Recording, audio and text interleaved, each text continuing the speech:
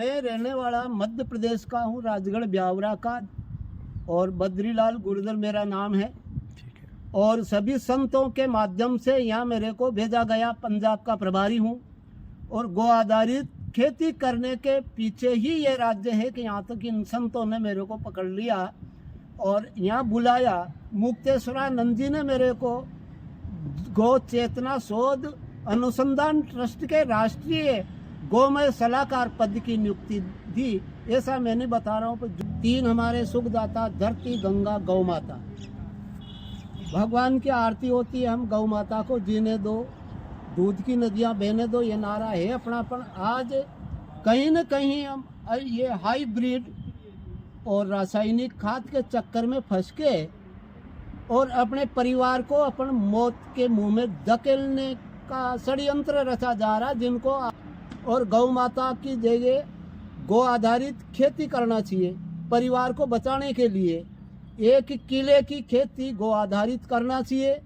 गोमूत्र, गाय के गोबर में जितना गुण पाया गया दूध में, ये इतना किसी में नहीं पाया गया। गाय का दूध 50 रुपए का 1 लीटर लेते हैं आप, वो चाहे दूध कम देती है पर उस दूध के अंदर स्वर्ण पाया गया। ऐसा वैज्ञानिकों ने शोध करके सिद्ध कर लिया। 50 रुपए का दूध में 150 का सोना गिफ्ट में आता है।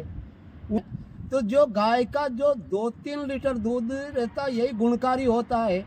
विवेकानंद जी को किसी वैज्ञानिक ने पूछा था कि दूध किसका रहता है, तो उत्तर आया कि भैंस का, के गाय का, के गाय तो हमारी माँ है, वो तो अमृत मरते को जिंदा कर देती। ऐसा गाय का है। तो गाय से खेती होगी, आपकी खेती में इतना जहर डाल दिया आपने कि एक जो सेमिनार था हस्तिनापुर, उसमें 550 जिले से एक लोग आया था, उसमें एक में भी था। तो इस निष्कर्ष में पहुंचे कि आपके 3 साल और बचे हैं।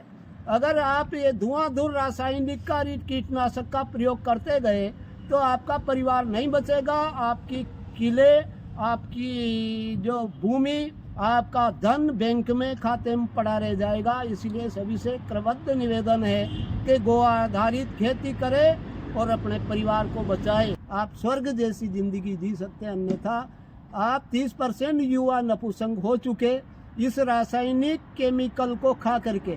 ये से अमृत तुल्य भोजन बनाएं और परिवार को बचाएं, गो आधारित खेती करें। राष्ट्र माता, गौ माता को राष्ट्र माता बनाने के पीछे वृंदावन में सभी साधु संत एकत्रित हुए। संतों का मत है कि गौ माता को कत्ल खाने से बचाना है। तो ऐसे सभी ने अपने अपने विचार रखे, इसमें निष्कर्ष निकल के ये जो गौ माता अनुपयोगी हो गई उसकी सेवा ये लोग करें। ये भगवान से कम नहीं, या तो परमात्मा ही कर सकता सेवा, या फिर इसी गौशाला में ही देखा मैंने। ऐसा पूरे पंजाब में घूम कर आ गया हूँ मैं, ऐसी सेवा कहीं नहीं देखी।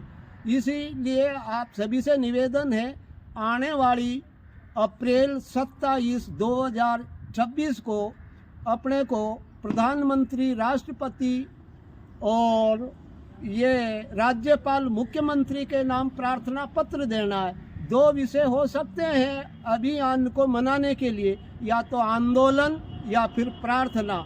आंदोलन से विवाद होता, उसमें बहुत सारा कुचला गया वो आंदोलन, वो चल नहीं पाया। न तो इसमें किसी का नाम है, न कोई बैनर है, न कोई संस्था है, न कोई माला है, न कोई मंच है, न मायक है, न किसी के खिलाफ है।